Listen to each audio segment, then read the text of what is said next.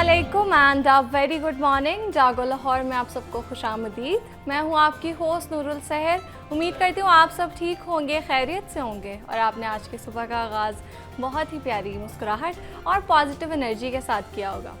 Viewers, ज़िंदगी सिर्फ सांस लेने का नाम नहीं बल्कि सीखने, समझने और नए एक्सपीरियंसेस हासिल करने का नाम है। कुछ लोग अपनी ज़िंदगी को सिर्फ एक ही सर्कल में लिमिट कर लेते हैं, जबकि कुछ लोग हर नए चांस को हर नए एक्सपीरियंस को सीखने का मौका कंसीडर करते हैं और आगे बढ़ने का ज़रिया भी बनाते हैं। तो यही फ़र्क है कि वक्त के साथ उनकी शख्सियत, उनकी सोच और कामयाबी में भी ये चीज़ नज़र आने लगती है। क्योंकि जब हम नई चीज़ें सीखते हैं, नए लोगों से मिलते हैं, मुख्तलिफ़ जगहों पर जाते हैं या अपने मामूल से हटकर कुछ नया आजमाने की कोशिश करते हैं, तो हमारी सोच वसी हो जाती है। हम दुनिया को सिर्फ अपनी नज़र से नहीं बल्कि मुख्तलिफ़ एंगल से देखना शुरू कर देते हैं। इसीलिए ज़रूरी है कि ख़ुद को सिर्फ एक ही काम या एक ही माहौल तक महदूद ना रखें। अगर मौका मिले तो किसी नई एक्टिविटी में हिस्सा लें, कोई नया स्किल सीखें, अच्छी किताबें पढ़ें, स्पोर्ट्स में हिस्सा लें या ऐसे लोगों के साथ वक्त गुजारें जो आपको कुछ नया सिखाएं। क्योंकि ज़िंदगी में तरक्की सिर्फ तालीम या काम से नहीं आती बल्कि एक्सपीरियंसेस से भी आती है। क्योंकि जितना ज़्यादा इंसान सीखता है, देखता है और समझता है, उतना ही वो मैच्योर और समझदार बनता जाता है। तो अपने आप को नए तजर्बात से मत रोकें, अपने कंफर्ट जोन में मत रहें, क्योंकि अक्सर ज़िंदगी के बेहतरीन सबक हमें उन्हीं रास्तों पर मिलते हैं जहां हम पहली बार कदम रखते हैं। तो इसी खूबसूरत सोच के साथ हम आज के शो का आगाज़ करेंगे। आगे बढ़ते हैं अपने पहले सेगमेंट की जानिब और आज हम बात करेंगे कि घुटनों के अकड़ाव यानी स्टिफ नीज़, या अक्सर लोग इसको फ्रोज़न नीज़ कहते हैं, जिससे नौजवानों से लेकर बड़ी उम्र के अफराद सब इफ़ेक्ट होते हैं। अक्सर लोग सुबह उठते ही ज़्यादा देर बैठने के बाद या चलते हुए घुटनों में अकड़न महसूस करते हैं, जो डेली लाइफ को मुतासर कर सकती है। तो आज हम फिजियोथेरेपी से जानेंगे कि घुटनों में अकड़ाव की वजूहात क्या हैं और कौन सी आसान एक्सरसाइजेज घर पर करके इस दर्द को कम किया जा सकता है। मेरे साथ मौजूद हैं डॉक्टर नयाब गफ़ूर। अस्सलाम वालेकुम, कैसी हैं आप? वालेकुम अस्सलाम, मैं ठीक, आप सुनाएं? अल्लाह का शुक्र। अच्छा डॉक्टर नयाब, सबसे पहले बताएं, ये जो फ्रोज़न नीज़ या स्टिफ नीज़ जिनको हम कहते हैं, ये क्या होती हैं? अच्छा, बेसिकली ये टर्म इसलिए यूज़ की जाती है कि अकड़ाहट हो जाती है आपके जब घुटनों में चलना फिरना या उठना बैठना, तो बहुत ज़्यादा मुश्किल हो जाता है। आम तौर पे ये इस वजह से होता है कि आपके मसल्स बहुत ज़्यादा स्टिफ़ हो जाते हैं, आपकी जो जॉइंट है उसमें मोबिलिटी नहीं रहती है, रेंज ऑफ मोशन कम होना स्टार्ट हो जाती है with the passage of time. आपको पता है कि एज में जब आपकी इंक्रीज़ होती है तो डिजेनरेटिव चेंजेस आती हैं आपकी, ठीक है, बॉडी में। लेकिन उसमें ये है कि अगर आपकी लाइफस्टाइल एक्टिव नहीं होती है, आप एक्सरसाइज नहीं कर रहे होते हो, आप डाइट अच्छे से नहीं ले रहे होते हो, जिसमें विटामिन डी, कैल्शियम, मैग्नीशियम की अगर कमी हो जाए तो ये वजूहात बनती हैं कि ये कॉज हो सकता है, ठीक है। अगर आपका वेट बहुत ज़्यादा गेन हो चुका है, स्पेशली जो डायबिटिक पेशेंट्स होते हैं ना, उनमें मोस्टली ये चीज़ें बहुत ज़्यादा अमूमन देखी जाती हैं कि उनको घुटनों का दर्द बहुत ज़्यादा रहता है, उनके स्टिफ रहती हैं मसल्स और उनको उठने बैठने में बहुत ज़्यादा मसला होता है। इसीलिए उनको वेट मैनेजमेंट का कहा जाता है कि ताकि आपका जब वेट मैनेज होगा, जो आपके ब्लड के अंदर शुगर लेवल है उसको हम जो है मैनेज कर सकेंगे। So with the passage of time जैसे जैसे आपकी बॉडी ग्रो करती है और आपकी जो है डिजेनरेटिव चेंजेस होती हैं, तो आपको उसको मैनेज करना आना चाहिए। अगर आपको नहीं प्रॉपर्ली पता चल रहा तो आप अपने फिजियो से पूछ सकते हो कि आप इसको किस तरीके से लेके चलो, क्योंकि सम टाइम्स ये होता है हम वीडियोस वगैरह देखते हैं, ठीक है, डायबिटिक पेशेंट्स भी कहते हैं कि हम ये कर लेंगे, लेकिन मे भी उस स्टेज पे उनको वो ज़रूरत ना हो, ठीक है। तो मेक श्योर करें कि अपने डॉक्टर से कंसल्ट फर्स्टली करें एंड देन कुछ ठीक है। अच्छा डॉक्टर ने आप ये बताएं कि इसके जो सिम्टम्स होते हैं वो क्या होते हैं? अच्छा, जो नी की बात कर ली जाए ना, तो इसमें बहुत सारी मल्टीपल आप कह लें कि वजूहात आती हैं। मतलब ऑस्टियोपोरोसिस के पेशेंट्स आते हैं, ऑस्टियोआर्थराइटिस के पेशेंट आते हैं, फिर उसके बाद आप ये कह लें कि बहुत सारी ऐसी ख़वातीन हैं जिनका वेट गेन हो गया है, उसकी वजह से भी ज़रूरी नहीं है कि उनको डायबिटिक ही वो पेशेंट हो। वैसे भी अगर आपका वज़न बहुत ज़्यादा है ना, तो आपकी नी में इशू आता है आपका, क्योंकि वेट बेरिंग जॉइंट होता है। जब आप चलते हो फिरते हो तो ज़्यादा से ज़्यादा, जब अब फॉर एग्जांपल मैं अपने पेशेंट्स को कहती हूँ कि अगर आप ये सोच लें कि अगर आपने 10 किलो भी अपना वज़न ज़्यादा किया है तो आपके जो नी पे है वो मैक्सिमम 20 से 30 किलो जो है वो जा रहा है, वो डबल होकर आपके नी पे पड़ता है। सो मेक श्योर करना चाहिए कि अपना वेट मैनेजमेंट बहुत अच्छा रखें, अपनी लाइफस्टाइल को एक्टिव रखें, साथ में डाइट को बहुत बेहतरीन करें ताकि आप इस चीज़ को देख सकें। ठीक है। अच्छा डॉक्टर ने, आप जो ज़्यादातर लोगों की शिकायत है ना वो ये है कि जब वो सुबह उठते हैं तो उनको सबसे ज़्यादा स्टिफनेस फील होती है। अच्छा, मॉर्निंग स्टिफनेस इसको हम कहते हैं। मॉर्निंग स्टिफनेस एक ऐसी चीज़ है जो अमूमन हर दूसरे बंदे को है। मतलब वो उठते हैं, उनके पाँव में बहुत ज़्यादा दर्द हो जाता है, मतलब पहला कदम ही लेना बहुत मुश्किल हो जाता है। उसमें आपके हैमस्ट्रिंग मसल्स, मतलब आपके जो थाई मसल्स होते हैं, आपके काफ मसल्स होते हैं, ठीक है, बहुत ज़्यादा खिंचाव होने की वजह से, उसकी वजह से भी आपका नी पेन आ सकता है। ठीक है, तो अगर आप रोज़मर्रा की एक्टिविटी में जैसे बहुत ज़्यादा बैठना, बहुत सारे लोग बैठकर काम करते हैं, ठीक है, ज़्यादा चलना फिरना नहीं होता। जब आपकी जॉइंट की मूवमेंट, आपकी मसल की मूवमेंट रुक जाती है ना आपकी लाइफ में, वहाँ पे आपकी स्टिफनेस कॉज होना स्टार्ट हो जाती है। ठीक है, मेन स्टिफनेस वहाँ से आप कह लें कि इसका मसला यहाँ से स्टार्ट होगा।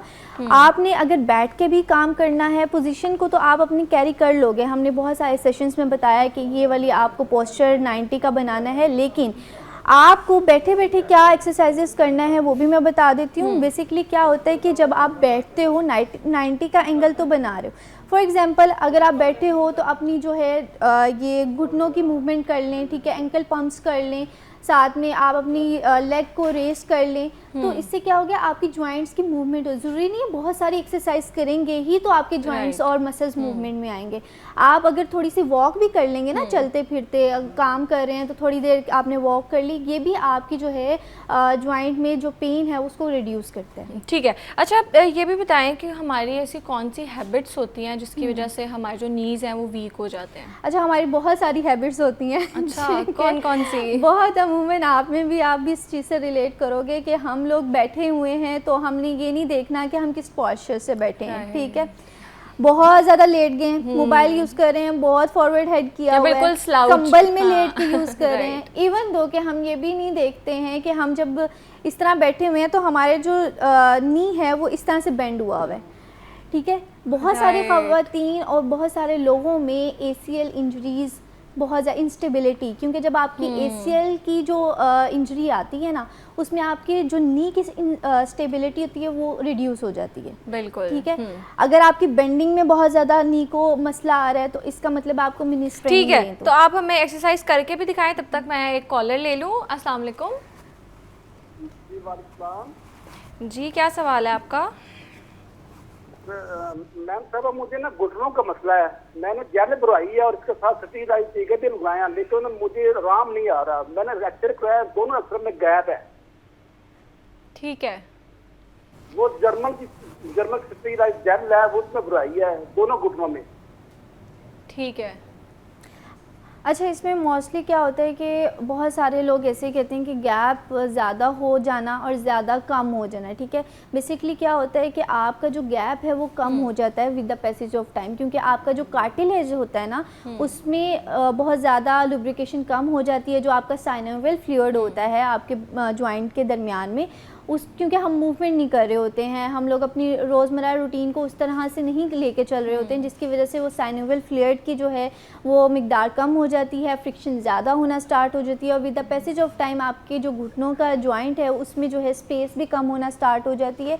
तो उसमें भी स्पेसिफिक हम फिजियो प्लान्स लेते हैं, क्योंकि आप जितने मर्जी इंजेक्शंस लगवा लें, स्टेरॉइड्स चीज़ें वगैरह लगवा लें, लेकिन जब तक आप उसमें स्ट्रेंथनिंग नहीं लेकर आओगे, आप उसको प्रॉपरली उसकी मॉडिफिकेशन, मोबिलिटी नहीं सेट करवाओगे, रेंज ऑफ मोशन नहीं सेट करवाओगे, तब तक आपका जो नी है वो दोबारा से नहीं होगा। इसीलिए सर्जरी के बाद या कोई भी ट्रीटमेंट के बाद आपको फिजियो प्लान लेना बहुत ज़रूरी है। अगर आप कोई भी ट्रीटमेंट ले रहे हैं जॉइंट के रिलेटेड, बोन्स के रिलेटेड, तो मेक श्योर करें कि अपने फिजियो को ज़रूर डिस्कस करें, वो आप ठीक है करेंगे। अच्छा, वैसे ओवरऑल अगर हम चाहते हैं कि हमारी नीज़ की जो एक कंडीशन है वो बेहतर हो, और जैसे आपने बताया कि बहुत सारी रीजंस होती हैं हमारी लाइफस्टाइल में जो कि बहुत ज़्यादा अनहेल्दी होती हैं, जिसकी वजह से जो हमारी नी हेल्थ है वो इफेक्ट हो रही होती है। तो आपको पता है लोगों का पोस्चर ख़राब है, उन्होंने कैसे भी बैठना है, जैसे आपने भी अभी हाईलाइट किया, तो उसमें कौन सी ऐसी इजी एक्सरसाइजेज हैं जो हम डेली अपनी लाइफ में इंक्लूड कर लें? ठीक है, अच्छा बेसिकली आज मैं खुद इसीलिए बैठी हूँ ताकि मैं क्योंकि मेरे लास्ट जो मैंने करवाया था उन्होंने कहा था कि आप खुद भी इम्प्लीमेंट करके बताएं, तो दैट्स वाई मैं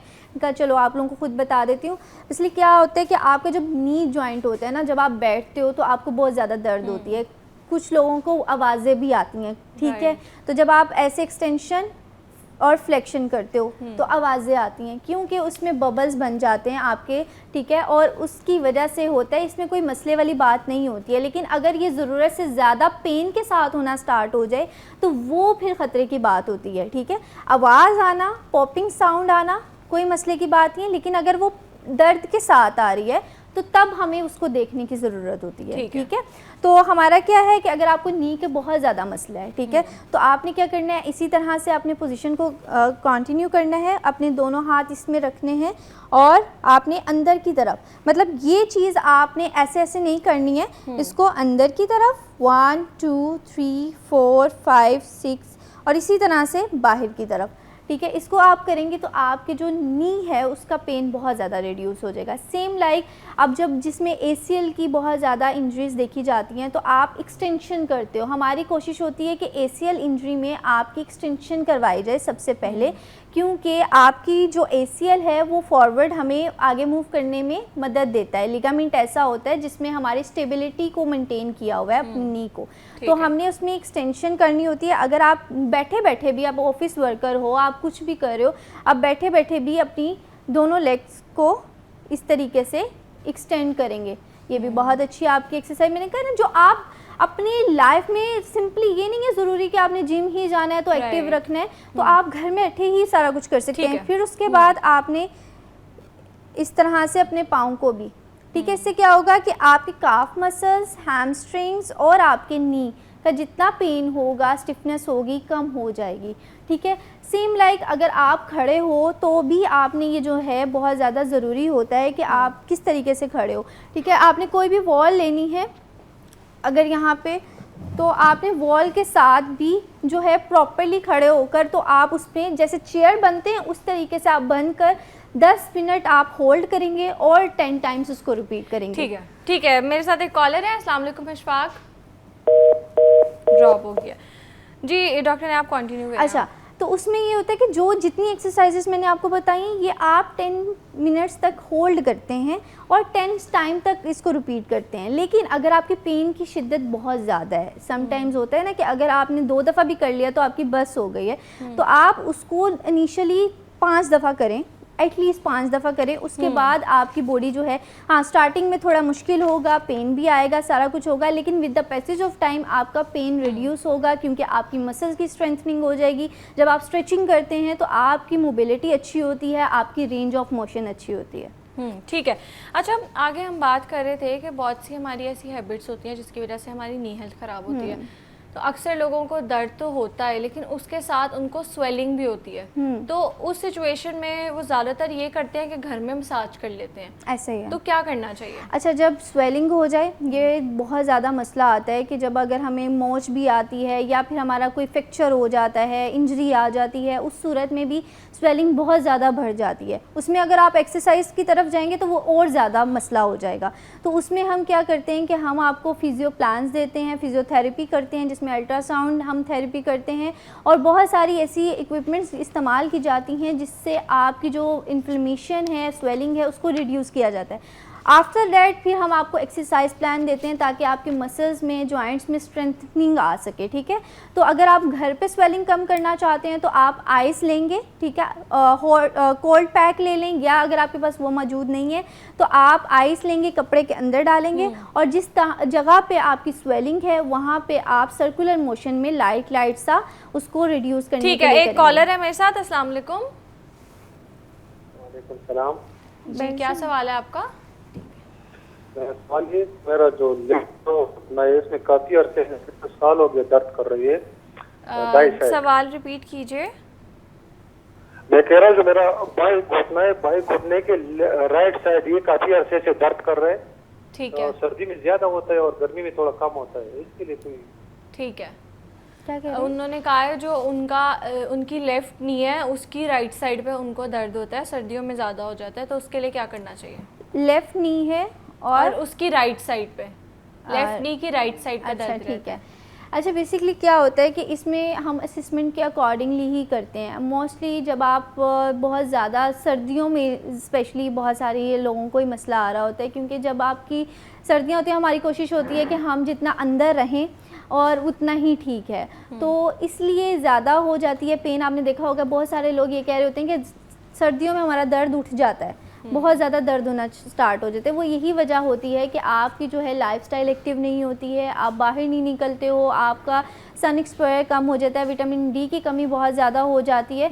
तो with the passage of time जब आप अपनी मूवमेंट स्टार्ट करते हो, अगर आप बहुत ज़्यादा आपको बेंडिंग में मसला आ रहा है, ठीक है, अगर स्पेशली अगर आपकी मीडियल साइड पे बहुत ज़्यादा पेन है और या फिर अगर आप लैटरल भी है, तो आप जो है लेट जाएं सिंपल, और अपना टॉवल आपने रोल करना है, जो लास्ट टाइम मैंने बताई भी थी, उससे आपने अपनी नी से उसको प्रेस करना है टॉवल को, ठीक है। जब आप नी से टॉवल को प्रेस करेंगे तो उससे क्या होगा कि आपकी जो नी पेन है उसकी जो है बहुत ज़्यादा रिलीव हो जाएगा। ठीक है, हाइड्रेट रहे, पानी ज़्यादा से ज़्यादा इस्तेमाल करें। तो आज हम बात कर रहे थे स्टिफ नीज़ या फ्रोज़न नीज़ इस हवाले से, और हमने बात की कि इसके अलामात क्या होती हैं, वजूहात क्या होती हैं, और कौन सी ऐसी एक्सरसाइजेज़ हैं जो अगर हम घर में करना स्टार्ट कर दें तो हमारी नी हेल्थ बेहतर हो सकती है। और इस पर बात करने के लिए मेरे साथ फिजियोथेरेपिस्ट मौजूद थी, doctor Nayab Ghafoor. Thank you so much for your time. एक ब्रेक के बाद दोबारा मिलते हैं।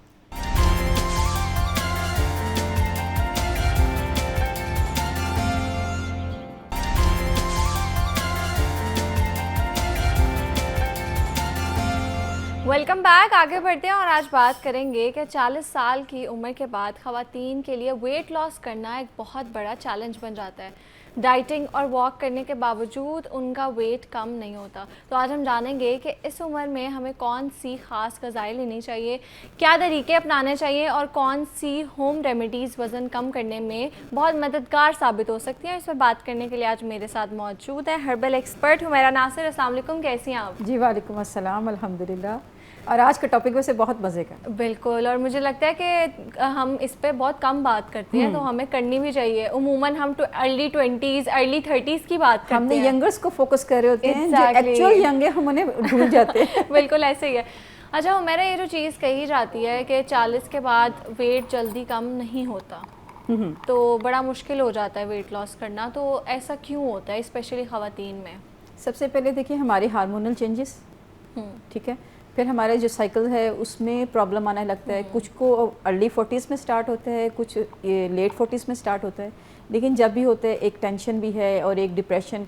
सबसे पहले ख़वातीन ख़ुद को इस एज में आके ना, मोस्टली ख़वातीन ख़ुद को ना कहती है कि अच्छा बस अब हो गई, यानी कि अब ठीक है, बच्चे भी बड़े हो गए हैं, अब मैं तो बस बैठना है, बच्चियाँ हैं तो वो काम छोड़ देती हैं, वो खुद को छोड़ने लगती हैं।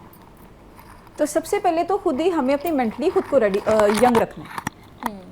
मैंने फर्स्ट ईयर में ना एक पोएम थी हमारी बुक में, उसमें एक लाइन थी, a man grew old when he thinks, नहीं, a man become old when he think. ठीक है, कि जब हम सोचते हैं तो हम बूढ़े होते हैं। राइट। और वैसे भी ओवर थिंकिंग, स्ट्रेस सारी बीमारियों की जड़। बिल्कुल। हम क्या कर रहे हैं, क्योंकि बच्चियां बड़ी हो जाती हैं हमारी इस एज तक, तो हम ऑलमोस्ट अपनी तो कुछ जिम्मेदारी ना उन पे डाल देते हैं। अच्छी बात है, डालनी भी चाहिए, लेकिन हम खुद फारिग हो जाते हैं बिकॉज हमारी टांगों में दर्द होने लगा है, घुटनों में दर्द स्टार्ट हो गया है, ब्लड प्रेशर में चले गए हैं, शुगर का प्रॉब्लम आ रहा है। क्यों? हम सोचते बहुत ज़्यादा हैं, ओवर थिंकिंग जैसे आपने कहा वो बहुत ज़्यादा है। फिर उसके अलावा हम क्या कर रहे हैं, हम कुछ भी, कोई हमारी एक्टिविटी नहीं है। हमारी एक्टिविटी क्या है? Gossips. Right, true, so true. यही है ना, उसको डिस्कस किया, उसको डिस्कस किया। Negative activity, negative. अगर पॉजिटिव भी है तो हम खुद के लिए नहीं जी रहे होते। बिल्कुल ऐसे है। नॉर्मली सबसे पहले तो कोशिश करें कि खुद के लिए जिएं। Exactly. जिंदगी बहुत खूबसूरत है, और ज़रा खुद को ये सोच के रखें ना कि मैंने एक यंग दादी बनना है, एक यंग नानी बनना है। तो अगर ये कॉन्सेप्ट अपने माइंड में रखेंगे, जो लोग पॉजिटिविटी में इंडल्ज रहते हैं ना, जो लोग इन एक्टिविटीज से दूर रहते हैं, हम देखते हैं कि वो जल्दी बूढ़े भी नहीं होते। वरना हम ये भी देखते हैं यंग लड़कियां भी जो बहुत ज़्यादा नेगेटिविटी में इंडल्ज रहती हैं, गॉसिप्स करती हैं, फजूल कमेंट्स पास करती हैं, और एक मिजरेबल उन्होंने ग्रुप बनाया होता है जिसमें बैठ के उन्होंने बस सबको डिस्कस करना है, कोई प्रोडक्टिविटी नहीं करती। वो बेशक अभी 30s में गई भी नहीं होती ना, लेकिन उनके चेहरे से पता चल रहा होता है कि शी इज सो नेगेटिव, और आप वैसे ही डिस्टेंट हो जाते हो ऐसे लोगों से। बहुत अर्ली एज में ना मैच्योर लगने लगती है। ट्रू, उनके फेस से पता चल जाता है। तो फिर कुछ ऐसी होती हैं इतने बड़ी भी हो जाती है, लेकिन उनकी इनोसेंसनेस खत्म नहीं हो रही होती, वो इतनी इनोसेंट लग रही होती हैं।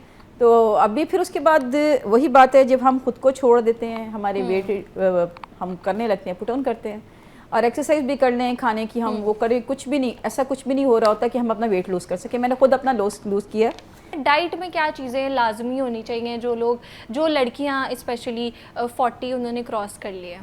बिल्कुल वो सही, वही लड़कियां हैं, बाकी औरतें। अच्छा औरतें अच्छा लड़की औरत एक ही बात है, मुझे नहीं पता इसमें क्यों डिफरेंशिएट करते हैं। जो यंग गर्ल्स होती हैं ना वो लड़की कहलाना पसंद करती हैं, तो जो हमारी एज में आई थी वो औरत कहला रही होती हैं। अच्छा तो बिल्कुल उन्हें यंग कराना, हमें यंग करना है, तो उन्हें हम लड़कियां अच्छा कहना तो पड़ेगा। खवातीन किसको कहते हैं फिर? खवातीन आई थिंक सबको कह देते हैं। अच्छा ओके ठीक वो है, एक कहती है ना कॉलर वो- है उसको ले ले, फिर हम इसको कंटिन्यू करते हैं। अस्सलाम वालेकुम। वालेकुम सलाम जी क्या सवाल है आपका? जी। ये मेरी जो टांग है ना, घुटनों से नीचे होती है, पिन्नी होती है, जो पिन्नी। अच्छा हमारा फिजियोथेरेपी वाला जो सेगमेंट है वो एक्चुअली इससे पहले था, तो इनकी टांग को आपका सवाल मैं नोट कर लूँगी, फिर दोबारा जिस दिन हमारा ये सेगमेंट होगा आज या कल में मैं आपको जवाब दे दूँगी। अभी हमारा कोई और टॉपिक है, लेकिन मैं हुमैरा से पूछूँगी अगर इसके लिए भी कोई रेमेडी है। उन्होंने कहा कि दर्द बहुत ज़्यादा करती है उनकी टांग, पिंडलियाँ। सबसे पहले अपना शुगर टेस्ट करें कि उनको इंसुलिन रेजिस्टेंस तो नहीं हो रहा।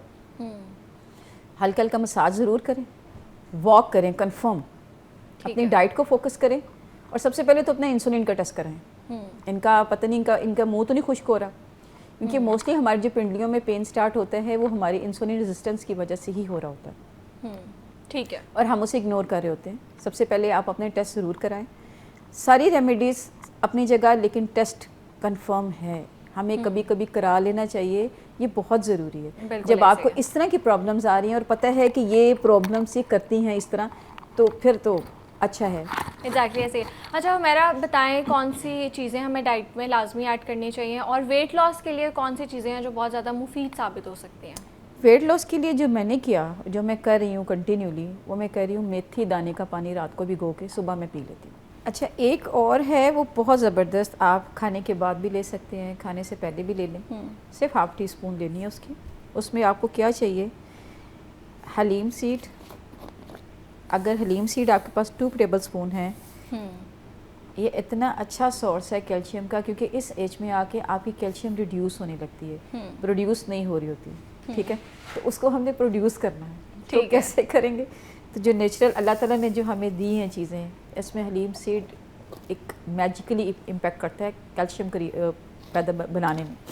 इतनी ज़बरदस्त चीज़ है। इवन आप भिगो के अपने बच्चों को दूध में डाल के भी पिला सकते हो। 2 चम्मच आप हलीम सीड के लें, 2 ले लें आप अलसी के बीज, और उसके साथ आपने 2 चम्मच लेने हैं मेथी दाना।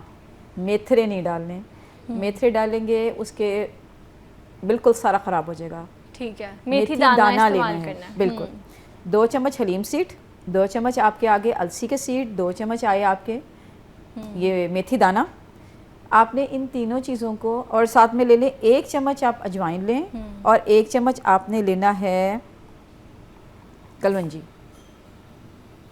आपने लोहे के तवे पे इसको भूनना है। ठीक है। थोड़ा सा ड्राई रोस्ट करें, सिंपली इसका पाउडर बनाएं और इसको खाना शुरू कर दें। हर खाने से पहले आपने लेना है। हाफ टी स्पून ले लें, सिंपल।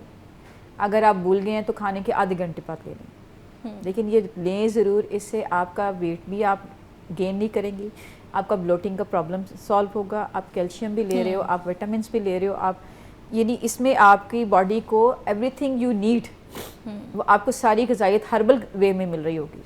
आपकी मल्टी विटामिन्स, ये अल्लाह ताला की तरफ से आपको एक बेहतरीन मल्टी विटामिन्स मिल रहा होता है। ठीक है। उसके बाद जो हमारे फेस पे, जो हमारा पफीनेस फेस पे आ रही है, फाइन लाइंस आ रही हैं, उसको हम रिड्यूस कैसे कर सकते हैं? बिल्कुल। उसके लिए लें आप कीकर की गूंद। क्या लेंगे? कीकर की गूंद। ठीक है। वो निकतीरा गूंद, 2-4 गूंद नहीं, ये कीकर की गूंद है, ये रेड सी होती है। ठीक है। इसका आप पाउडर बनाएं, देसी घी में थोड़ा सा आपने इसको भूनना है, बिल्कुल थोड़ा सा। ये ना ये करेगा, ये ना थोड़ा थोड़ा फूल जाएगा, इस तरह हो जाएगा। ये देखें, इसकी ये बन जाएगी शक्ल।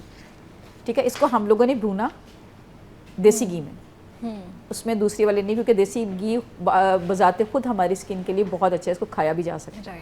ठीक है।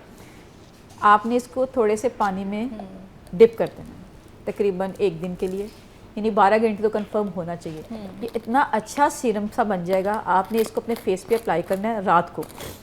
जब आपने फेस वॉश कर लिया, सब क्लियर है, अपने फेस पे लगाएं, ये आपको चिपचिपा नहीं करेगा, आपकी स्किन के अंदर एब्जॉर्ब हो जाएगा और आहिस्ता आहिस्ता दिखेगा, वो बहुत अच्छा इम्पैक्ट आपके फेस पे खुद ही आने लगेगा। आप खुद से कहेंगे कि no I am looking so young. ठीक है, इतनी बेहतरीन चीज़ है ये, क्योंकि आप खा भी रहे थे कोलेजन, आप लगा भी रहे हो, क्योंकि ये भी गूंद है ना, ये हकीकत की गूंद है। ठीक है, इसके अंदर भी क्या है, ये भी एक हमारी जेली टाइप है, ये भी जेल है। हमने ये गूंदें खाई भी थी पानी में डाल के अलसी के साथ। ठीक है, हमने पाउडर भी बनाया और हमने जो अप्लाई करना है वो भी हमने गूंद का ही बनाया। ठीक है, लेकिन गूंदें डिफरेंट हैं, राइट। इसका बनाया, इसका बहुत अच्छा बनता है और कुछ आप बाहर भी रखेंगे ये ख़राब नहीं होगा। आप रात में 3-4 ड्रॉप, 5 ड्रॉप तक आप इजीली लो, अपने फेस पे अच्छा सा उसको अप्लाई करें, ये ड्राई हो जाएगा, बिल्कुल ड्राई होगा। ये नहीं, आप ये नहीं कहोगे आइला मुझे, हाँ थोड़ी सी देसी घी की खुशबू ज़रूर रहेगी साथ आपके, लेकिन वो भी आहिस्ता आहिस्ता फिर वो ख़त्म हो जाती है। ठीक है, तो ये आपकी स्किन को बहुत खूबसूरत यंगनेस लेकर आएगा, लाइंस ख़त्म होगी और मैं खुद भी इसको यूज़ करती हूँ। ये बहुत प्यारी रेमेडी है, बहुत अच्छी है। तो यही है, ज़िंदगी के साथ साथ आप इस्तेमाल करें। कुछ नहीं मिल रहा होता, सिर्फ दूध लगा लें अपने फेस में। अच्छा, कुछ नहीं आपके पास है, क्लिनजर नहीं है, सिर्फ दूध ले लें। अच्छा, ये जो आपने रेमेडीज़ बताई हैं, इनको इस्तेमाल करने का सही टाइम कौन सा है? जो हमारे ये ज़्यादा सूट करती हैं खाने से पहले। अच्छा, ठीक है। मेरे बच्चे छोटे थे ना, मेडिसिन लेते थे जब, तो डॉक्टर ने मुझे कहा था कि कहते हैं बेहतरीन टाइम होता है बच्चे को खाने से पहले दें, क्योंकि आपका स्टमक खाली होता है, राइट, तो उसका इफेक्ट ज़्यादा बहुत अच्छा हो जाता है। अच्छा, जब आपने खाना खा लिया, वो आपका मैदा तो पहले ही भरा हुआ है ना, तो वो इतनी जल्दी वर्क नहीं करेगा। फिर जब हम खाली पेट कोई भी मेडिसिन लेते हैं, हाँ कुछ मेडिसिन होती हैं जो खाने के बाद लेनी होती हैं, लेकिन हमारी जो हर्बल है इनको आप ले सकते हो, खाने से पहले लें, नहीं ले सके खाने के आधे घंटे के बाद लें। ये नहीं कि खाने के फ़ौरन बाद में नहीं, कुछ भी वो ऐसा नहीं करना, आधे घंटे के बाद लें। लेकिन इन चीज़ों को ऐड ज़रूर करें, अब हमें इनकी ज़रूरत है। बिल्कुल। अगर आप मेडिकल, आप एलोपैथी की तरफ नहीं जाना चाहते तो हर्बल में हर चीज़, इवन हर्बल में हर्बल प्रोटीन्स भी हैं। हम लेते हैं प्रोटीन्स, दूसरी ले रहे होते हैं।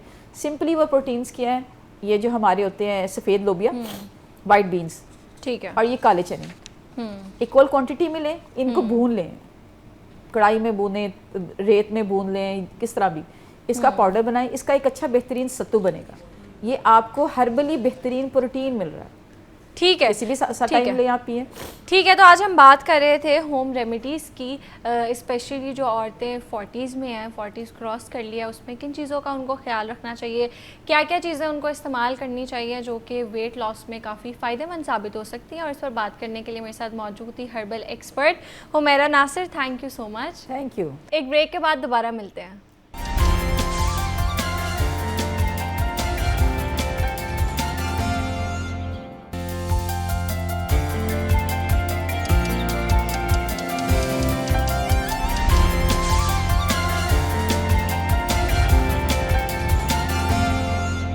आगे बढ़ते हैं अपने अगले सेगमेंट की जानिब, और आज हम बात करेंगे कि कैसे हम अपने थिंकिंग स्टाइल और मेंटल हेल्थ को इम्प्रूव कर सकते हैं, क्योंकि हम सब अपनी जिस्मानी सेहत का तो बहुत ज़्यादा ख्याल रखते हैं। हल्का सा बुखार भी हो तो हम डॉक्टर के पास भागते हैं, लेकिन हमारी मेंटल हेल्थ को हम अक्सर इग्नोर कर देते हैं, और हमारे सोचने का अंदाज़ और हमारा रवैया हमारी जो मेंटल हेल्थ है, जहनी सेहत है, उससे जुड़ा होता है। तो आज के इस सेगमेंट में हम ये बात करेंगे कि हम अपनी ज़हनी सेहत को कैसे बेहतर बना सकते हैं और अपने सोचने के अंदाज़ को कैसे बेहतर कर सकते हैं। और इस पर बात करने के लिए मेरे साथ मौजूद है प्रोफेसर डॉक्टर आमिना मुअज़्ज़म। अस्सलाम वालेकुम, कैसी हैं आप? वालेकुम अस्सलाम, आप कैसी हैं नूर? अल्लाह का शुक्र। अच्छा डॉक्टर आमिना, सबसे पहले तो बताएं, जैसे अभी मैंने बात की है कि लोग अपनी फ़िज़िकल हेल्थ का बहुत ख्याल रखते हैं और मेंटल हेल्थ को यूजुअली इग्नोर करते हैं। हालांकि अगर आप हमारी मेंटल हेल्थ नहीं सही तो हमें ऑटो इम्यून डिजीज़ हो सकती हैं और भी बहुत बीमारियां हो सकती हैं। तो ज़हनी सेहत क्या है और आप किस तरह लोगों को ये गाइड करेंगी कि ज़हनी सेहत इम्पॉर्टेंट है? आई थिंक बड़ा सिग्निफिकेंट आज का आपका ये सेगमेंट है, क्योंकि पहले आप जो हैं वो फिज़िकल हेल्थ की बात करी थी और राइट आफ्टर दैट आप मेंटल हेल्थ की बात करी हैं। तो जैसे बहुत सारी टिप्स हुमैरा ने बताई हैं कि फ़िज़िकल हेल्थ कैसे बेहतर रखी जा सकती है, तो उसके साथ मैं लिंक करूँगी। पहले तो ये कि जब आपकी बॉडी अगर वैसे हेल्दी है ना, तो ये भी आपको साथ साथ सपोर्ट करती है आपके माइंड को हेल्दी रहने में। ये भी एक लिंक ये भी है इस पिछले सेगमेंट के साथ इसका।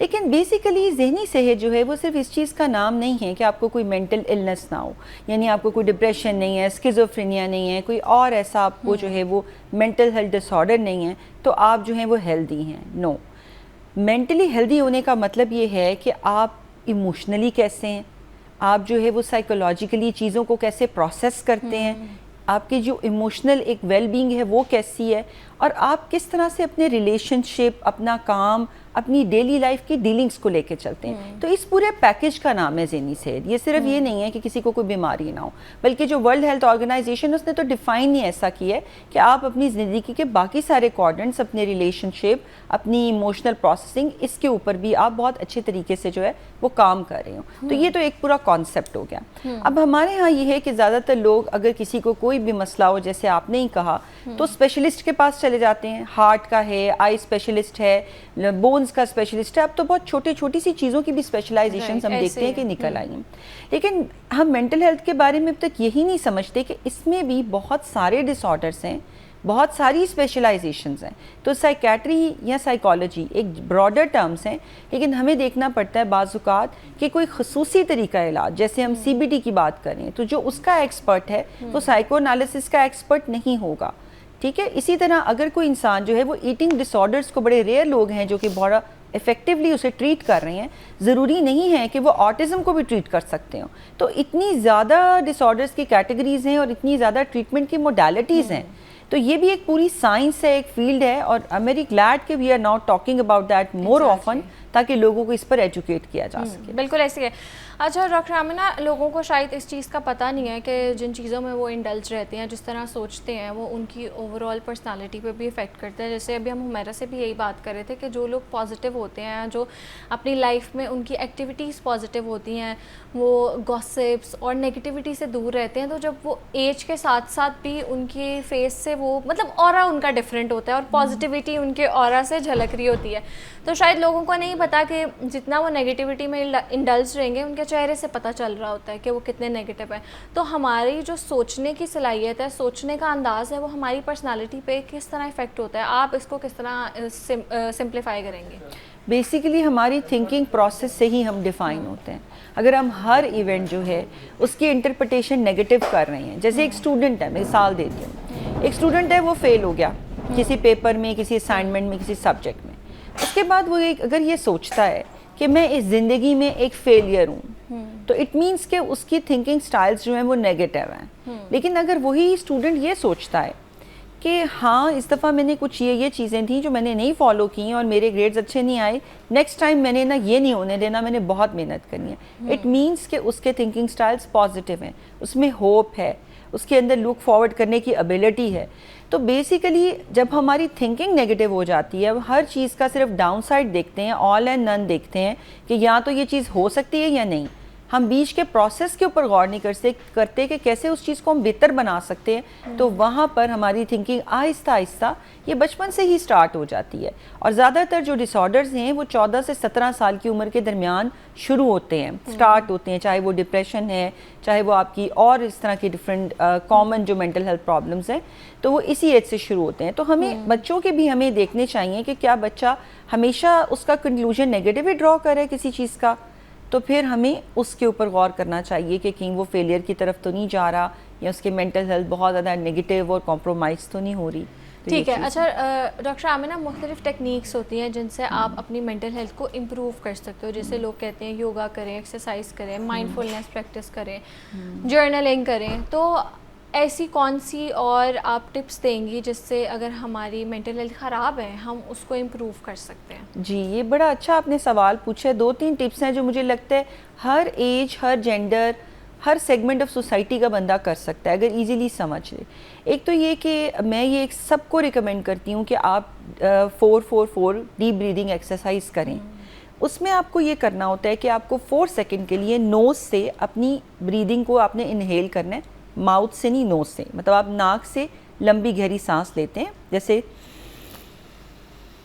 इस तरह के आपका जो डायफ्राम है ना वो एक दफ़ा आपको लगता है कि जैसे स्टिफ हो रहा है, फिर होल्ड करेंगे फिर 4 सेकंड के लिए उसे आप होल्ड करते हैं, ठीक है, और फिर आप उसे माउथ से रिलीज करते हैं स्लोली ग्रेजुअली, और उसके साथ अपनी बॉडी को रिलैक्स करते हैं। आपके शोल्डर्स भी रिलैक्स होते हैं, आपकी चेस्ट भी रिलैक्स होती है, और जब आप बिल्कुल टोटल ब्रीद आउट कर देते हैं तो आपको एक विजिबल डिफरेंस फील होता है कि आपकी बॉडी थोड़ी सी बेहतर हो रही है। अब ये तो एक बेसिक टिप है, और ये अगर एक टाइम पे आपको 10-20 टाइम्स करते हैं, इवन 3 टाइम्स करते हैं, तो आपका जो ब्लड प्रेशर है वो थोड़ा डाउन जाता है इससे, और आपका माइंड रिलैक्स होता है। ये इतनी इफेक्टिव है, तो बैठे हुए कर लें, ऑफिस की टेबल पे, घर में कोई काम करते हुए, न्यूज़पेपर पढ़ते हुए, I mean you can do it any time anywhere, इसमें कुछ मुश्किल नहीं है। बच्चे क्लासरूम में बैठे हुए भी कर सकते हैं। तो ये कॉन्सेप्ट ऑफ वेलबींग के साथ डीप ब्रीथिंग बहुत अर्ली एज से पेरेंट्स को चाहिए बच्चों को इंट्रोड्यूस कराएं, टीचर्स को चाहिए इंट्रोड्यूस कराएं। अच्छा, दूसरी चीज़ ये कि ग्राउंडिंग टेक्निक जो है वो ये है 5-4-3-2-1 टेक्निक। इसमें ये कि 5 things which you can see, जैसे कोई बंदा डिस्ट्रेस में है, उसको एग्जाइटी हो रही है उस वक्त, और उसको बुरे ख्यालात आ रहे हैं, या उसका लेट्स से कि कोई सुसाइडल आइडिएशन उसकी बहुत ज़्यादा एक्टिव हुई है, तो 5-4-3-2-1 जो है वो ये है कि 5 things you can see around you. वो 5 चीज़ें जो मैं जैसे क्विकली बताऊं कि मैं आपको देख सकती हूँ, मैं यहाँ पे ये वॉल देख सकती हूँ, मैं इसको देख सकती हूँ, मैं ग्लास को देख सकती हूँ। मैंने 5 चीज़ें खुद ही काउंट की। फिर मैंने 4 things which I can touch, ठीक है, मैं अपने आप को टच कर सकती हूँ, I can touch this glass, जो मेरे अराउंड चीज़ें हैं मैंने उन्हें टच किया। फिर उसके बाद 3 थिंग्स आई कैन हियर, मुझे आवाज़ आ रही है, अपनी खुद की आ रही है, मुझे एयर कंडीशनर की आ रही है, मुझे पंखे की आ रही है, या बाहर से कोई भी साउंड आ रही है। फिर 2 थिंग्स आई कैन स्मेल, कोई अच्छी फ्रेगरेंस है, खाना पकने की आ रही है, बाहर से किसी चीज़ की आ रही है, वो स्मेल फील करें।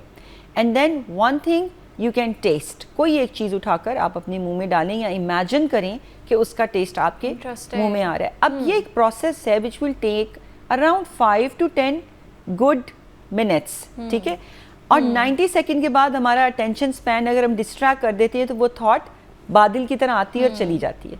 तो ये डिस्ट्रैक्शन स्ट्रैटेजीज़ हैं एग्जाइटी, टेंशन, वरी और all kind of negative thinking को अवॉइड करने के लिए। जो पहले मैंने डीप ब्रीथिंग बताई है ना, उसके साथ अगर थोड़ा सा आप इसे सीख लें तो आप गाइडेड इमेजरी भी इसके साथ ऐड कर सकते हैं, इसके साथ आप जो है वो मेडिटेशन ऐड कर सकते हैं। तो ये घर बैठे बड़ी इफ़ेक्टिव टेक्निक्स हैं अपने आप को डी स्ट्रेस करने की। ठीक है। अच्छा, हम ना ये बताएं कि अक्सर हम चीज़ों में स्टक रहते हैं, पास्ट की जो चीज़ें हैं, या ख़ुद को माफ़ नहीं कर पाते, क्योंकि मुझे लगता है गलतियां तो इंसानों से होती हैं, लेकिन अगर 4 साल पहले भी कोई चीज़ हुई है, फॉर एग्ज़ाम्पल किसी के साथ कुछ कर दिया है, कोई रिलेशनशिप अच्छा नहीं रहा, शादी किसी अच्छे बंदे से नहीं की, तो पूरी ज़िंदगी वो चीज़ें हमें हॉन्ट करती रहती हैं और हम मूव ऑन नहीं कर पाते। तो वो जो हमारे पास्ट के ट्रॉमाज हैं या तल्ख यादें हमारी माजी की, हम उनको भूल के कैसे आगे बढ़ सकते हैं? ये बड़ा आपने इंटरेस्टिंग सवाल पूछे, क्योंकि इससे बहुत ज़्यादा लोग स्ट्रगल करते हैं। आपने एक शेर सुना होगा बड़ा खूबसूरत एक शायर का, जो मुझे याद आ गया आपके इस बात से, याद माजी अजाब है यारब, छीन ले मुझसे हाफजा मेरा। तो साइकोलॉजी में हम कहते हैं कि फॉरगेटफुलनेस जो है ये अल्लाह ताला ने एक ब्लेसिंग रखी है इंसान के लिए कि वो फरामोश कर दे उन चीज़ों को जो बहुत तल्ख हैं, लेकिन इतना आसान नहीं होता। बेसिकली उसकी वजह क्या होती है, हम ऐसा क्यों नहीं कर पा रहे होते? एक चीज़ है जो हमें ना कभी ज़िंदगी में सिखाई नहीं जाती, ना एज अ चाइल्ड, ना एज अ एडोलेसेंट, ना एज अ एडल्ट, और सीख ही नहीं पाते। वो जो कि है सेल्फ लव। हम बेसिकली अपने आप को माफ़ नहीं कर पाते किसी भी ऐसी चीज़ के लिए जो हमारे साथ बुरी हो जाती है, गलत हो जाती है, अनप्लेजेंट हो जाती है। तो पहली चीज़ तो ये कि फॉरगिवनेस का कॉन्सेप्ट ये नहीं है कि दूसरों को सिर्फ माफ़ करना है। फॉरगिवनेस ये है कि अपने आप को भी माफ़ करना है। अगर आप किसी तल्ख चीज़ से, प्रोसेस से ये लर्न कर लेते हैं ना कि इसमें हुआ क्या था, इस शादी में गलती क्या थी, इस ब्रेकअप की कॉज क्या थी, तो आप वो दोबारा कोशिश करते हैं कि अपनी ज़िंदगी में रिपीट ना करें। और अगर आपने एक बुरे तजर्बे से, या आप तजर्बा लेते हैं या आपको कोई लेसन मिलता है, तो आपने वो लेसन ले लिया, लर्न कर लिया, तो that will make your future life better. अब वो गलतियाँ दोबारा नहीं दोहराएंगे। ये थोड़ी इतनी रिलेटेबल तो नहीं है, अक्सर लोग कहते हैं ना कि जो दूसरी शादी करते हैं उनकी नाकाम नहीं होती क्योंकि पहले ही से तजर्बा हासिल कर लेते हैं। कुछ केसेस में this is true, because as a relationship counsellor see people who are in a second relationship committed, वो गलतियाँ नहीं करते जनरली, जो वाइज होते हैं, जो पहले में उनसे नादानिस्तगी में हो गई होती है। मुझे ये कहना तो नहीं चाहिए, लेकिन मैं एक पॉजिटिव वे में कह रही हूँ कि वो they are like a better person. क्योंकि ये होता है उमूमन आज भी, बेशक ही 2026 से हम कहते हैं एआई का दौर है, टेक्नोलॉजी एडवांसमेंट आ गई है, लेकिन बहुत से लोगों को इमोशनल ब्लैकमेल करके उनकी शादियां करवाई जाती हैं। वो कर तो लेते हैं, चाहे लड़कों के साथ भी होता है, सिर्फ लड़कियों के साथ नहीं होता, और वो कर तो लेते हैं लेकिन वो कभी भी उसमें प्रेजेंट नहीं होते या वो उससे खुश नहीं होते। तो उसके बाद जब वो दोबारा रिलेशनशिप में आते हैं, दोबारा उस चीज़ में आते हैं, I am not talking about extra marital affair या ऐसी कोई बात नहीं करी, मैं जनरल बात करी हूँ, जो ज़बरदस्ती शादी करा देते हैं और अभी उनकी मेंटल मैच्योरिटी भी नहीं इतनी होती। तो उसके बाद जब वो करते हैं, हम देखते हैं कि उनमें बहुत चेंज आया है, और एकदम से हम उन लोगों से जब मिलते हैं, क्योंकि हमारे सर्कल में भी ऐसे लोग हैं, उनकी पर्सनालिटी बिल्कुल चेंज हो गई होती है। वही लर्निंग की बात है ना, लर्निंग थ्रू एक्सपीरियंस है कि आप जो है वो उस चीज़ से गुजरे और आपने सीखा कि कैसे। देखिए टाइम के साथ आपकी इमोशनल मैच्योरिटी बढ़ती है, आपके थिंकिंग पैटर्न्स चेंज होते हैं। तो ये टॉपिक इस वक्त डायरेक्ट तो नहीं है, लेकिन लोगों को टाइम और स्पेस देना चाहिए in choosing their marital partners, क्योंकि ये बहुत इंपॉर्टेंट है। हम जब तक ये गलतियां दोहराते रहेंगे तो हम हैप्पी मैरिजेस हमें कम नज़र आएंगी और अनसक्सेसफुल ज़्यादा नज़र आएंगी। और अनफॉर्चुनेटली पाकिस्तान में भी डाइवोर्स रेट बहुत तेज़ी से बढ़ रहा है, which is also very bad for mental health of both partners. तो हमें लगता है कि इसको भी हमें ज़रूर एडवोकेट करना चाहिए मीडिया पे बैठ के, कि हमें लोगों को मौका देना चाहिए कि वो एक दूसरे को समझें और अपने रिलेशनशिप्स को बना सकें। बिल्कुल ऐसे ही। और आज हम बात कर रहे थे कि हम अपनी मेंटल हेल्थ और जो थिंकिंग पैटर्न है, थिंकिंग स्टाइल है, इसको कैसे इंप्रूव कर सकते हैं, क्योंकि जो हमारा थिंकिंग स्टाइल है, जिन एक्टिविटीज़ में हम इंडल्ज रहते हैं, वो हमारी पर्सनालिटी से दिखाई देती हैं। तो कैसे हम उनको बेहतर बना सकते हैं, और इस पर बात करने के लिए मेरे साथ मौजूद थी professor doctor Amina Mauzam. Thank you so much for your time. या वेलकम। एक ब्रेक के बाद दोबारा मिलते हैं।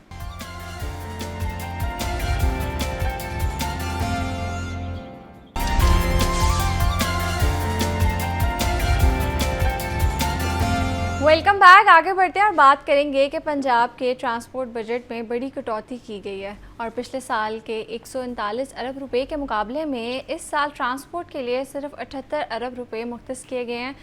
फैसलाबाद और गुजरांवाला में 143 अरब रुपए का नया मास ट्रांजिट सिस्टम आ रहा है, और पूरे सूबे में 2000 नई इलेक्ट्रिक बसेस भी चलाई जाएंगी, और सड़कों की तामीर और मुरम्मत के लिए 90 अरब रुपए रखे गए हैं, जिनसे ट्रांसपोर्ट नेटवर्क को बेहतर बनाने में मदद भी मिलेगी। तो अब सवाल ये है कि फ़ंड्स आधे होने से नए मंसूबे रुक जाएंगे, क्या ये कटौती आवाम पर भारी पड़ेगी? इस पर बात करने के लिए आज मेरे साथ मौजूद है रिपोर्टर शेख ज़ैनुल आबिदीन। अस्सलाम वालेकुम, कैसे हैं आप? अच्छा हूँ मैं, आप बताएं। अल्लाह का शुक्र। अच्छा ज़ैन, सबसे पहले बताएं कि ये जो ट्रांसपोर्ट बजट में कटौती की गई है, तो इसके बाद आपको क्या लगता है कि निज़ाम बेहतर होगा या कुछ ख़राबियाँ आएंगी? देखें, इस दफ़ा पंजाब हुकूमत की तरफ से जो 2026-27 का बजट पेश किया गया है, मैं ज़ाती तौर पे समझता हूँ कि मुझे इसमें कोई ख़ास चीज़ नज़र नहीं आई। कोई भी प्रोडक्ट होती है, कोई भी फ्रेंचाइज होती है, तो उसके पास एक यूनिक सेलिंग पॉइंट होता है।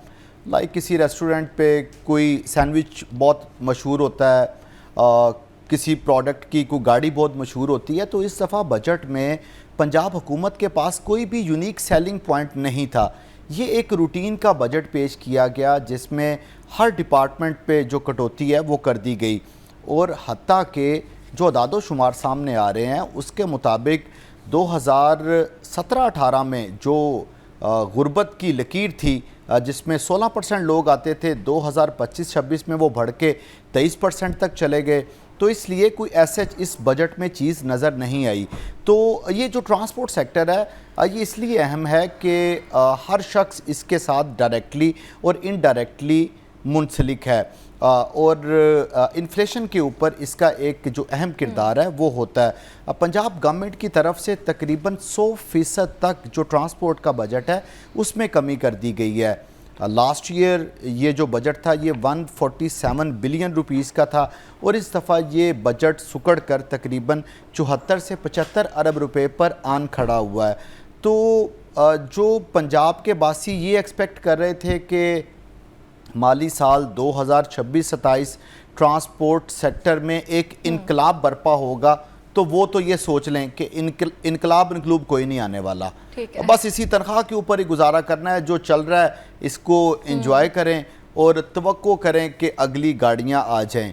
ख़ास तौर पर लाहौर के बासी, लाहौर के लिए कोई खातर खा प्रोजेक्ट इस ट्रांसपोर्ट के बजट में नहीं दिया गया। लाहौर के बासी जो सोच रहे थे कि एक नई येलो लाइन चल जाएगी, पर्पल लाइन चल जाएगी, बिल्कुल। जो एक रैपिड ट्रांजिट सिस्टम है वो यहाँ पर चल जाएगा। मज़ीद जो बसेस हैं उनकी इंडक्शन हो जाएगी, कमांड एंड कंट्रोल सेंटर बन जाएगा। तो ये तो बनता कोई नहीं नज़र आ रहा, और तब बनेगा ना जब बजट में पैसे रखे होंगे। मैं को अपनी तरफ से थोड़ी कह रहा हूँ, आपको अपनी तरफ से थोड़ी तज्जिया दे रही हैं। जो बजट दस्तावेज़ात है हम तो वो पढ़ पढ़ के सुना रहे हैं कि उसमें किसी भी नई ट्रेन चलाने के लिए कोई भी फंड्स नहीं रखे गए। हत्ता कि आइंदा माली साल में कोई खुदाई मदद आ जाए, कोई मनोसलबा उतरना शुरू हो जाए यहाँ पे, कोई वफाक बजट दे दे या कोई फ़ौरन फंडिंग आ जाए यहाँ पे, और फिर तो कोई प्रोजेक्ट शुरू हो सकता है।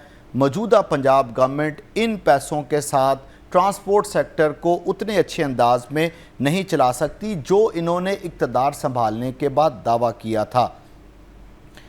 फॉर इंस्टेंस बजट दस्तावेज़ात कहती हैं कि लाहौर का जो तमाम मास ट्रांजिट सिस्टम है उसको मुंसलिक करने के लिए एक 30 करोड़ रुपए का प्रोजेक्ट है जिसको हमने मुकम्मल करना है। उसका मकसद ये है कि जितनी भी ट्रांजिट लाइनें हैं, लाइक इस वक्त लाहौर में ग्रीन लाइन चल रही है जिसको मेट्रो बस बोला जाता है, ऑरेंज लाइन चल रही है अली टाउन से डेरा गुजरा तक, जो स्पीडो बसेस चल रही हैं या इलेक्ट्रिक बसें चल रही हैं, इनको इंटीग्रेट करना है। इसके लिए 30 करोड़ रुपए का बजट दरकार है। गवर्नमेंट ने उसके लिए 50 लाख रुपए का हदफ रखा है इस साल में। 50 लाख रुपया अगर आप फिजिबिलिटी स्टडी के ऊपर लगाएंगे तो क्या खाक स्टडी होगी, फिर उसी तरह का ही ट्रांजिट सिस्टम बनेगा, फिर उसी तरह का सिस्टम चलेगा। एक प्रोजेक्ट है, फॉर इंस्टेंस एक मोबाइल है, वो उसकी कीमत 1 लाख रुपया है। हमारे पेरेंट्स या को बड़े वो कहते हैं कि भाई ये 5,000 रुपया ले लो और बाकी फिर देख लेंगे। तो भाई वो 5,000 रुपये में मोबाइल थोड़ी आएगा। वो 5,000 रुपया तो फिर आप चलते चलते किसी जगह से कोई नान चने खा के तो उसको ज़ाया कर देंगे। तो गवर्नमेंट ने भी कुछ इसी तरह ट्रांसपोर्ट के बजट के साथ किया है कि 30 करोड़ रुपये की स्टडी करवानी है, 50 लाख रुपये उसके लिए मुख्तस कर दिए हैं। कमांड एंड कंट्रोल सेंटर बनाना है, 1 अरब 47 करोड़ रुपये का प्रोजेक्ट है, 20 करोड़ रुपये उसके लिए रखती है। तो इतने पैसों से मुझे कोई प्रोजेक्ट बनता हुआ नज़र नहीं आ रहा। ब्लॉक एलोकेशन की तरफ या सप्लीमेंट्री ग्रांट की तरफ गवर्नमेंट को जाना पड़ेगा, वज़ीर आला को अपने स्वाबदीदी फंड्स देने पड़ेंगे अगर ट्रांसपोर्ट सेक्टर को चलाना है तो। ठीक है, मेरे साथ ट्रांसपोर्ट मिनिस्टर भी लाइन पे हैं, बिलाल अकबर साहब। अस्सलाम वालेकुम। क्या बिलाल साहब, मैं आपसे पूछ रही थी कि ट्रांसपोर्ट बजट में जो इतनी बड़ी कटौती की गई, आप इसको कैसे देखते हैं और आपको लगता है कि इससे जो हमारा ट्रांसपोर्ट का सिस्टम है वो बेहतर हो पाएगा? जी सॉरी, पहले तो मैं ट्रैवल कर रहा हूँ तो मेरा जरा कनेक्शन लॉस्ट हो गया था, तो दोबारा आपने कॉल कर ली, thank you so much. No worries.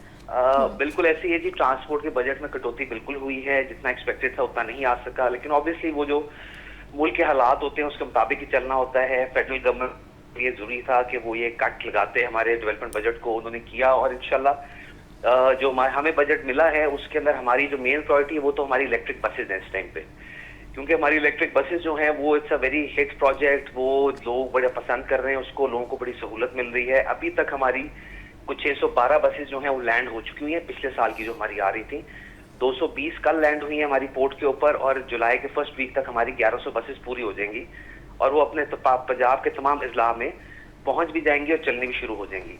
अगले साल के लिए हमारा प्लान है 2000 मोर बसेस का, उसके लिए बिल्कुल ठीक का 47 बिलियन रखा गया है। 47 बिलियन काफी नहीं है, लेकिन मैं यहाँ पर जरूर इस बात को वाज़ा करना चाहूंगा कि बेसिकली गवर्नमेंट की जो विल होती है ना वो देखी जाती है। जब गवर्नमेंट ने खुद इन्वेस्टमेंट करके बसेस के अंदर इन्वेस्ट किया, बसेस को चलाया, एक मॉडल पेश किया जो कि आज तक किसी गवर्नमेंट ने पेश नहीं किया था कि हर जिले में बस चलनी चाहिए। ख्याल यही किया जाता था कि ये बसेस सिर्फ कामयाब शहरों में होंगी, लेकिन एक्चुअली ये जो हमारे रूरल एरियाज हैं उसके अंदर ये बसेस ज्यादा हिट हैं, वहां पर ज्यादा राइडरशिप है। तो अब हमारे पास पब्लिक प्राइवेट पार्टनरशिप में बहुत सारी पार्टीज ऐसी हैं जो कि हमारे पास अपने अनसोलिसिटेड प्रपोजल जमा करा चुकी हुई हैं। अभी तक हमारे पास 1000 बसेस का प्रपोजल एक आ चुका है, 1100 बसेस का प्रपोजल एक आ चुका है जिसको हम इवेल्युएट कर रहे हैं। सो हम डेफिनेटली कोशिश करेंगे कि जो 2000 का हमने हदफ रखा है उसको हम पूरा करें, चाहे वो हम खुद खरीदारी करके करें, चाहे हम पब्लिक प्राइवेट पार्टनरशिप में करें। तो मैं ये भी बताऊंगा कि देखिए जितने हमारे मास ट्रांजिट के सिस्टम चल रहे हैं, लाहौर में 2 चल रहे हैं, पिंडी में है, मुल्तान में है, और उसके अलावा हमारी 400 बसेस लाहौर में चल रही हैं, 100 बसेस हमारी पहले चल रही थी सीएम पंजाब मरीम नवाज शरीफ के आने से पहले। तो उनकी जो राइडरशिप थी वो 9,40,000 तक जाती थी डेली।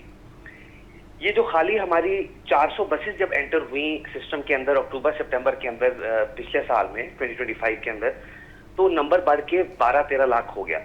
अब जब ये 1100 बसेस होंगी तो ये नंबर तकरीबन 15 लाख पे चला जाएगा। इसका मतलब है कि राइडरशिप जो बसेस के ऊपर आ रही है वो बहुत हाई है। तो एक्चुअली जो हम सर्विस प्रोवाइड करना चाहते हैं, सेफ ट्रांसपोर्ट, अच्छी मेयारी ट्रांसपोर्ट, वो इलेक्ट्रिक बसेस के जरिए ज्यादा बेहतर तौर पर की जाती हैं। इसी तरह मैं कहूँगा कि हमने देखें अभी 2 मास ट्रांजिट के मंसूबे इकट्ठे शुरू किए हुए हैं, जो कि आज से पहले कभी नहीं हुआ।